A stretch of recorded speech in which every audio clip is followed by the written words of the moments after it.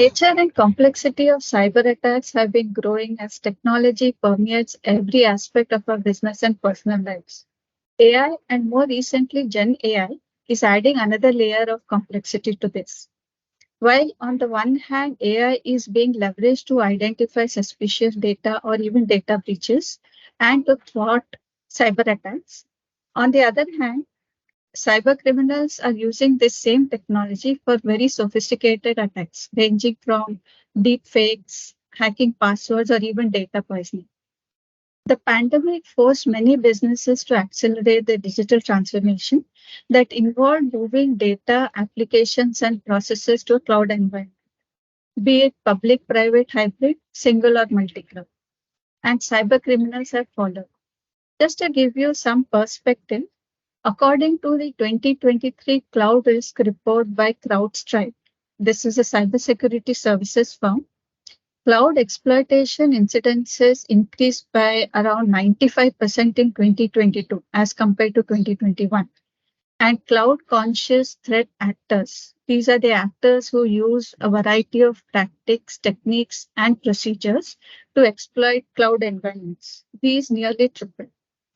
What this means for enterprises is that they must invest in getting their cyber defenses up and impenetrable. They must invest in making sure that they are tracking the ever evolving cybercrime landscape. And they must also have robust guidelines in place to first prevent and, where necessary, respond appropriately to any incident. And this is what we are going to explore today, cybersecurity in the cloud environment. Hello, everyone. I'm Diksha Nirurkar, and I lead nasscom's Cloud Advocacy program, a platform where we aim to dissect everything related to cloud.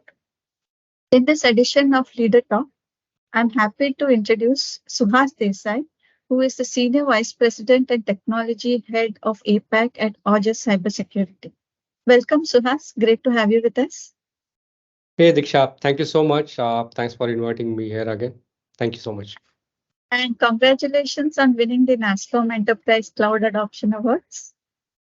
Hey, thanks, Diksha. It is a proud moment for us. We are thankful to our partners, clients, nasscom, and our delivery teams. So thank you for that.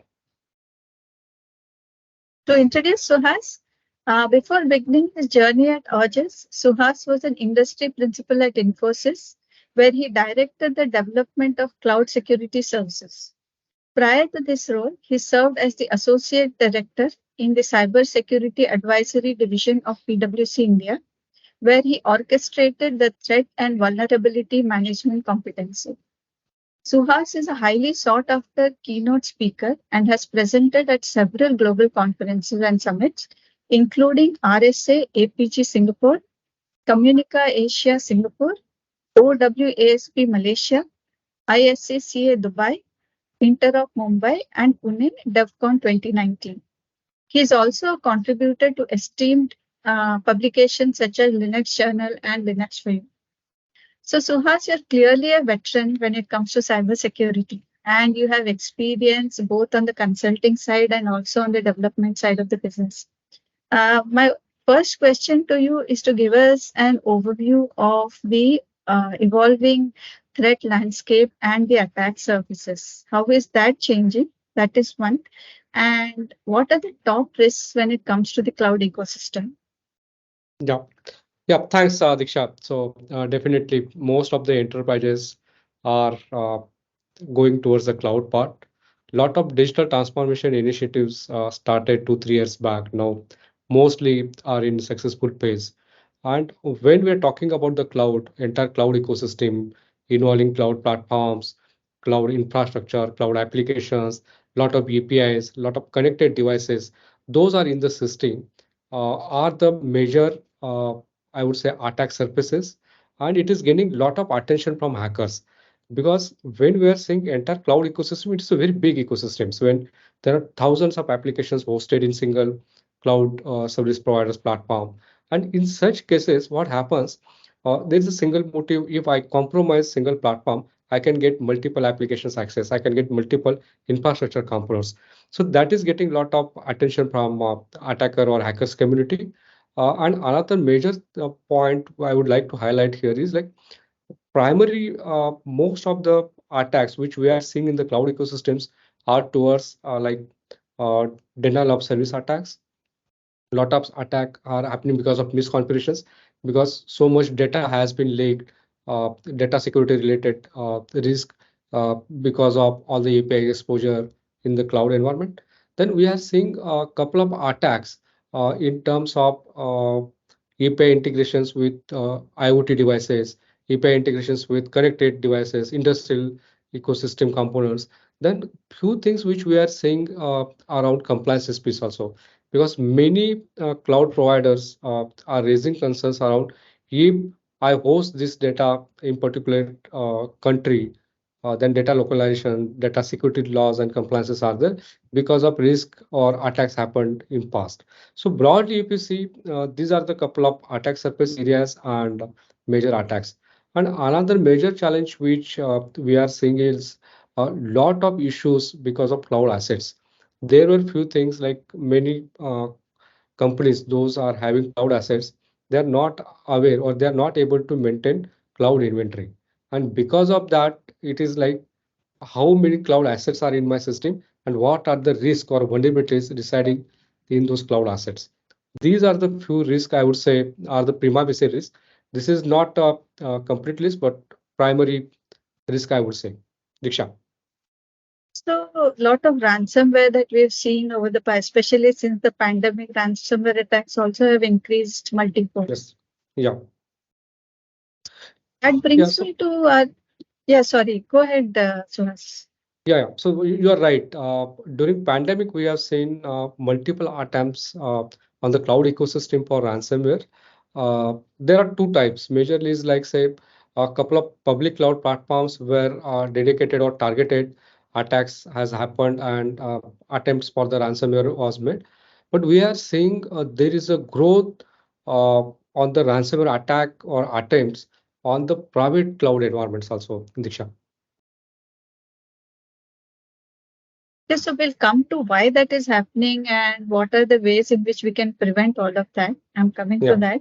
But given this uh, consistent attacks, right, from different sources, one important thing that the companies have to have in place is what we call the incident response playbook, right? So I want to Yes. explore that with you. Yeah. My first question is in that is what is the need for continuous monitoring and threat management? And we Yeah. talk about zero trust architecture, right? So Yes. what does it mean to implement that in from the context of digital resilience? Yes. So this is one of the major concern for most of the CIOs and CISO functions. Whenever we are managing cloud ecosystem, so there are thousands of workloads where cloud IT teams or security teams are managing. And when we are hosting such type of large ecosystem, there are multiple APIs, there are multiple applications, multiple infrastructure components are there. And during this phase, a couple of things which we may miss. Uh, Particularly from the access control perspective or identity perspective. And we need to consider those points with respect to zero trust. Because what happens now, we are seeing couple of attacks happen because of identity has been not managed properly. There were identity theft, improper access control, which help the attackers to gain access in the cloud ecosystems, majorly for the cloud infra and cloud apps. And that got access to lot of databases in the cloud environment.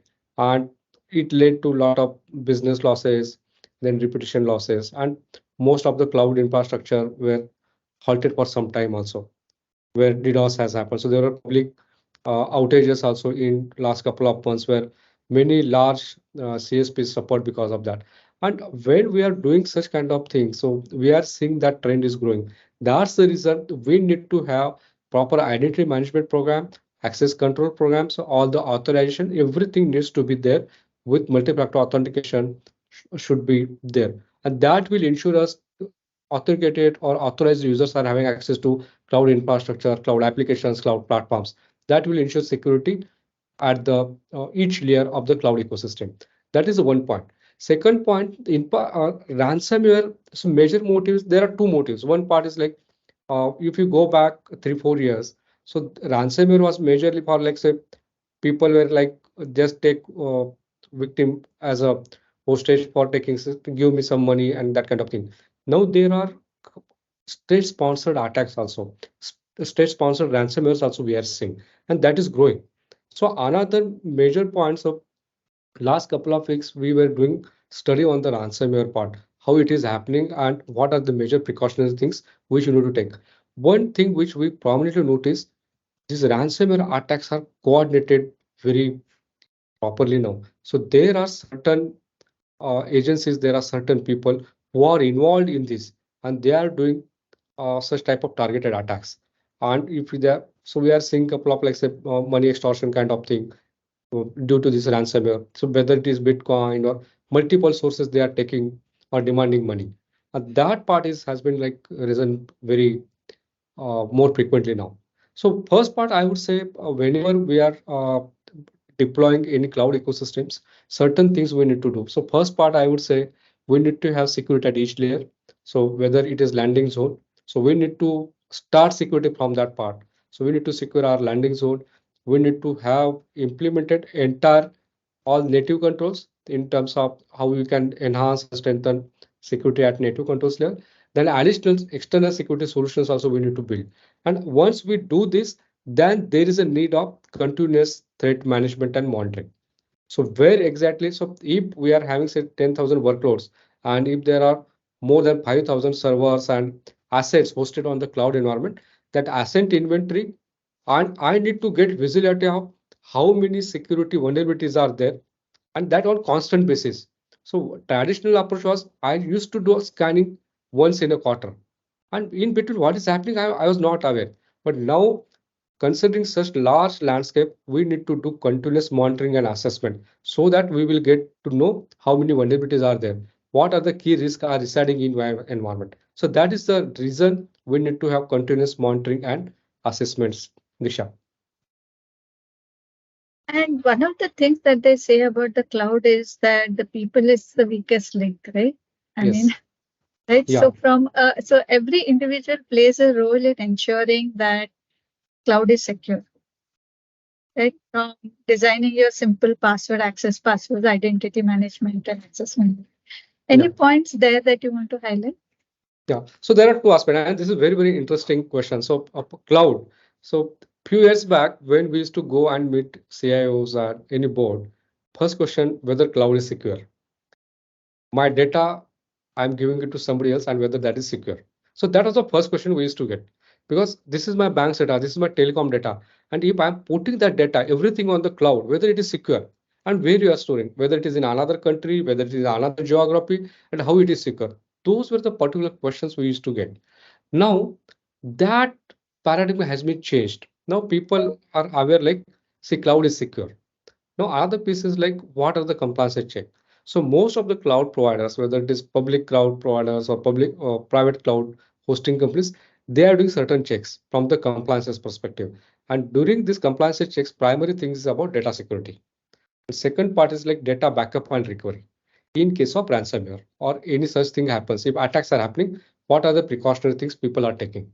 So that is one of the key aspect we are seeing as a new change or approach. And organizations are adopting cloud first culture. So if you see, few years back, the banks were hesitated to go live on the cloud.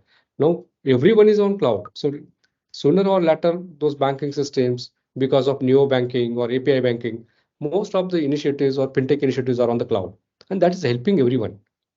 And this is adding a lot of fuel to grow API economy, cloud economy, and it is more kind of easier, scalable systems, which is helping entire fintech ecosystem. And another point here is like lot of data which can be handled at a scale. Cloud gives that flexibility.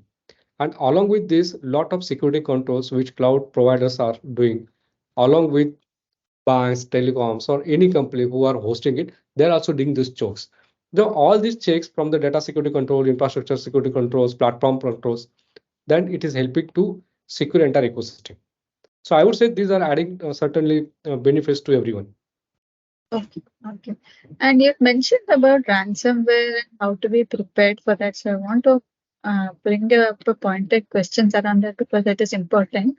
Is Yeah, for any enterprise company, how do they prepare for a ransomware attack? Right? What is the ideal ransomware preparedness and response playbook? What does it yeah, look like? yeah, And in case of attached to that, related to that is this question that in case of a cyber attack, if it does happen, yeah, then what are the SOPs that companies need to follow? yeah. So first thing is like, so what are the good practices? I would say uh, to have prepared to avoid or prevent ransomwares. First thing is like we need to have right skill set in our teams. From the cloud perspective, security perspective, and hosted environment perspective, along with regulatory compliances, requirements, frameworks, everything should be in place. So definitely one is like what type of cloud services we are using, what type of objects, what type of APIs we are using in the cloud environment. Then another important aspect is like what are the commands, what are the infrastructure components we are using in the cloud command systems or platforms that we need to have entire skill or good talent in that area so that we can manage the systems very well. Another major, or I would say, key aspect is identity management. Identity and access management in the cloud environment is a must. I would say that's the reason I was more emphasizing on we need to have zero trust model. We need to ensure all the zero trust principles has been applied very securely and stringently in cloud deployments. And another major area here is like all the responses for the authentication or identity should have proper incident management, which should be backed by strong logging and monitoring systems.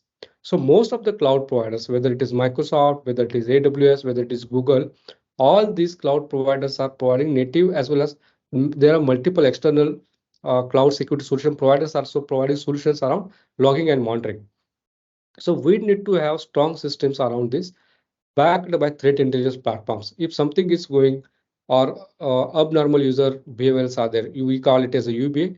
If that UBA kind of systems are backed in or integrated with same source solutions, that will help us. So such type of things we need to get all logs, capturing and everything in place. Another area I would say most of the cloud providers, like say Microsoft has Defender, Amazon has their guard duty, there are security hubs and multiple solutions are there where we can track these logs and check if there are any abnormal behavior or identity management thefts or such kind of things are there, we can do that part. So that is one aspect. And another piece is like whenever we are implementing such type of incident response preparedness SOP, we need to have one team who will be helping in such cases. What are the logs and evidences we need to provide to forensic tools? That is very, very important. So the preparedness we are done. So like security controls we have done, all the policy frameworks we have done, all the data security controls we have done, identity management we have done, all the security level we have done. Still, there are attacks which are targeted attacks are happening in your system, then you need to be ready to handle such type of things. So definitely one part as a government or regulatory compliances, there is a like certain guideline. If there is an attack, you need to report it in 6 hours if there is a critical attack. So in such cases, you need to provide all the logs and evidences to certain, and they will investigate. They will help us to uncover the things and help to mitigate or provide advice also. That is a very good initiative. In such cases, if something goes wrong, and that first part is like say we need to be very prepared around how many systems, or we need to analyze all the logs and evidences. How many systems has been compromised? Prima facie forensics through the tools, through the audits we need to do. That is the first thing. Now, all the evidences, digital evidences, we need to preserve. So that is the reason we always recommend you store your logs for at least 1 year to 3 year kind. Whenever there is a need to do detailed investigation, we can do. And one part is like whenever we are integrating any security solutions or forensic solutions, we need to check their compatibility to connect with cloud platforms so that whenever something goes wrong, in such cases, all the evidences, all the logs, all the data, audit logs, we can collect and analyze that through forensic tools. So there are multiple forensic tools which generally we use during the incident management or doing the ransomware kind of thing. And we try to get what is the root cause. what are the how many systems has been affected, what is the root cause, why it has happened, what were the loopholes in our systems, through which services, which ports, what are the infrastructure components, which are the libraries, which are the insecure components we have used. Because of that, it got impacted. So that part we need to do. So primary, I would suggest it should compatible, and all the evidences and everything should be there. And another important aspect is like, first part is like, are what are the other systems which are impacted or infected with such type of ransomware, that we need to verify. And first thing is like, we need to isolate those environments, other environments. And another piece is like, what are the your DCDR sites that we need to up and run those systems. Because if we are because of this, if we are stopping all services, that may impact to businesses also. That is another piece I would say. And in such cases, mostly like say your cloud, your DevSecOps, your infrastructure team should collaboratively work and bring systems up. That is all. And your major target in such scenarios like, bring systems up and ensure that those systems are ransomware free or without infection. So these are the few things which we need to take care during such incidences. Diksha. You've talked a lot about the different kinds of cyber attacks that are happening. You've talked a lot about how to prepare for those. First of all, prevent also, and also prepare, right? Yeah. Uh, but I mean, given that we're a technology industry, we are leveraging technology to help us do that, right? Yeah. And we cannot talk about cybersecurity without talking about the power of AI and ML, right? Yes. So I Yeah. want to, as my final question, I want to ask you about this. So what is the role you see that AI and ML is playing in detecting and preventing cyber attacks?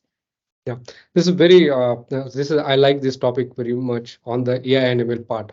So when we are talking about artificial intelligence and machine learning, major advantage is like, we get to know or learn lot from the data sets. So in cyber world, if something is happening in another part of world for particular industry, if some attacks are happening, so my first job is like, how I should know such things are happening, and what is threat feed I'm getting from the open source or commercial platforms. That is the only source. But in my systems, if there are any inside attacks, if there are any external entities targeting to attack on my system, I should get all type of threat feeds. And these threat feeds will be curated based on a lot of data, and where AI and ML plays important role. Whenever we are working with any large enterprise, so their first question is like, see, whatever data I'm integrating in my system, whatever logs I'm getting, I'm monitoring that. So I get to know that the attack has been happened. But tell me one thing about how I should know in advance, how I can be proactive. Because of that, I can prevent such situations.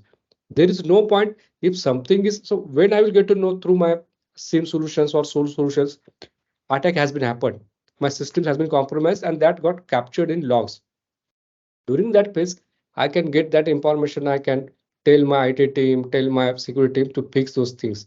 But in case I'm not aware whether attack has been happened in my system, whether there is something in my system, so how I can get that? So such type of data sets, by using artificial intelligence, lot of machine learning intelligence, we call it as a threat hunting. So by using threat intelligence fields, we use manual as well as automated techniques, processes to perform threat hunting. It is a proactive model, and it helps to detect, to discover attacks which are happening in my system with lot of data sets which AI and ML systems or AI ML tool sets generates and helps us, like how we can proactively detect that. And that is the beauty of AI ML in cybersecurity. That is one beautiful point for the threat hunting and threat intelligence. And we coined it as a offensive security. If something is happening as a reactive approach, we should counter with our proactive approach with offensive security. We should do threat hunting, we should write exploits, we should check whether this such things are happening in my system. If there is a targeted attack, how I can prevent and counter that. Those are the things which we can do in offensive security by using AI and ML. So in a way, you are saying that if I use AI properly, Yeah, I may be able to keep be at least one step ahead of the crime landscape and be more successful at preventing rather than Yeah, so majorly it is like say when we are talking about AI/ML part, it is like how I can control my environment, how I can secure my identities, how I can secure my devices, or data, APIs, all the components into network side, infrastructure side, open APIs, how I can secure this. And there are multiple attack surfaces. Like your first question was on what are the attack surfaces in the cloud. So if you see, there is a broad list. So one point is like starting from your cloud platform, APIs, your infrastructure. There are third-party sharing applications. All these are the open or entry points, I would say, and we need to secure all this. And for that, zero trust, then components like threat hunting, threat intelligence technologies, where AI/ML has been used, we can leverage this technology and protect our systems. Sometimes we need to get alerted, and by using those alerts, we can take preventive measures. Majorly, I would say countermeasuring is benefited always by using such technologies. Okay, so that is all that I have, Suraj. Thank you so much for your time. And this was a very good. From this, we can draw at least 5 or 6, if not more, key points that will help me build my uh, defenses, if I can call it that. And I will also give the links to some of the interesting reports on cybersecurity in the description box, and Yeah. also the link to the cloud case study compendium where the Aujas Cybersecurity case study is also featured. Please don't forget to download it and read it.